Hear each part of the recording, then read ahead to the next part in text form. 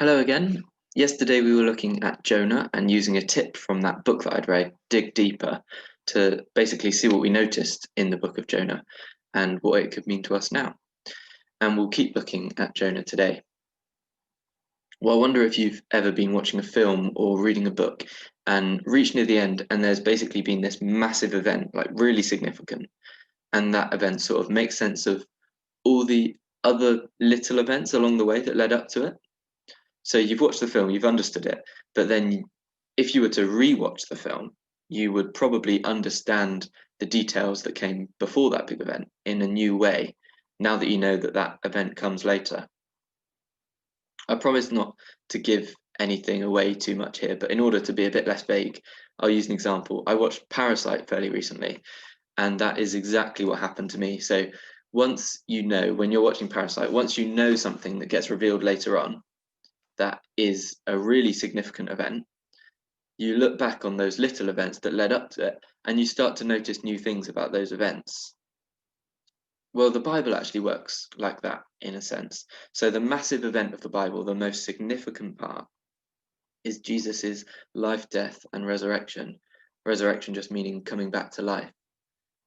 And once you know that that is ultimately where the whole Bible is leading up to, where all those little events are going, you can start to see the details in the little events in a slightly new way and notice new things. So you can start to see those events as hints to point us towards Jesus, who's the main event. In fact, actually, the book of Jonah describes some events before Jesus. So if we know that Jesus' life, death, and resurrection is the main event of the Bible, the bit it all leads up to, then we can understand the details of the book of Jonah a little bit better as a result. And there are hints in Jonah that point us towards Jesus, who is the massive event. And that's what we'll look at today, those hints. So, what can we notice in the book of Jonah that we might not have now that we have got Jesus' life, death, and resurrection in mind? So, I've got a couple of examples. First example, you've got the storm in chapter 1 of Jonah and Jesus in the storm in Mark chapter 4. So, Jonah and Jesus are both asleep in boats. And Jonah gets asked, "How can you sleep?" He gets woken up and asked, "How can you sleep?" And Jesus gets woken up and asked, "Don't you care if we drown?" God calms the storm in Jonah, and Jesus calms the storm in Mark. The sailors fear God, and the disciples are deeply afraid. The only difference, if you noticed it there, was in Mark 4, Jesus calms the storm. In Jonah, God calms the storm. So Jesus does God's job. And you are left thinking, who can do that? And the implication is Jesus is God. That's why he can do God's job in calming the storm.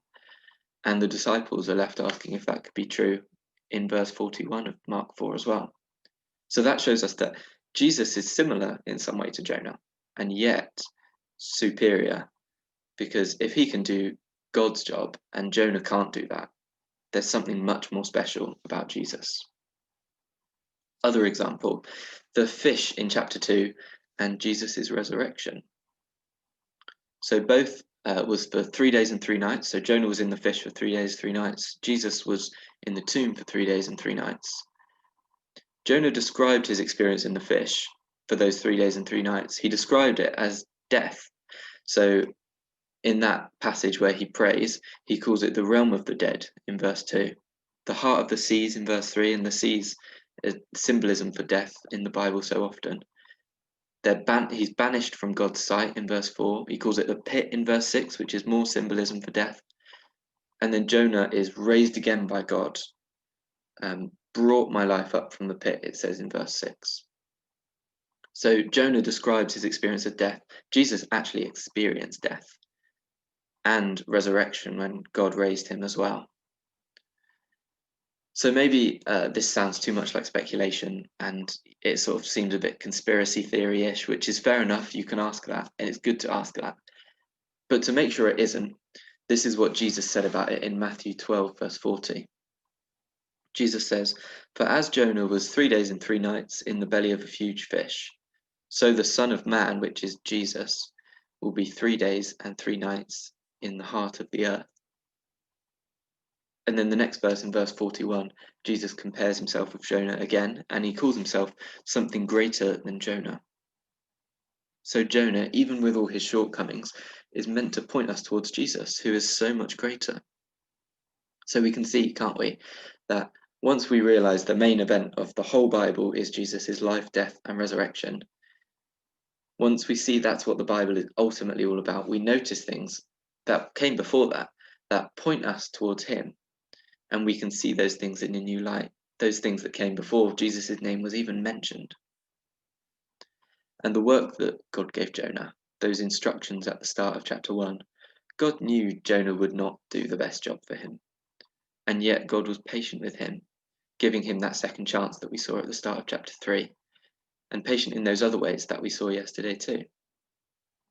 And ultimately, God was amazingly patient in giving us Jesus, who was the something greater than Jonah, and who did exactly what his Father asked of him, and willingly. He brought a similar message of repentance, and in his death and resurrection, he gave sinners like us access to God's ultimate patience and mercy, because he gave us a way out of God's final judgment.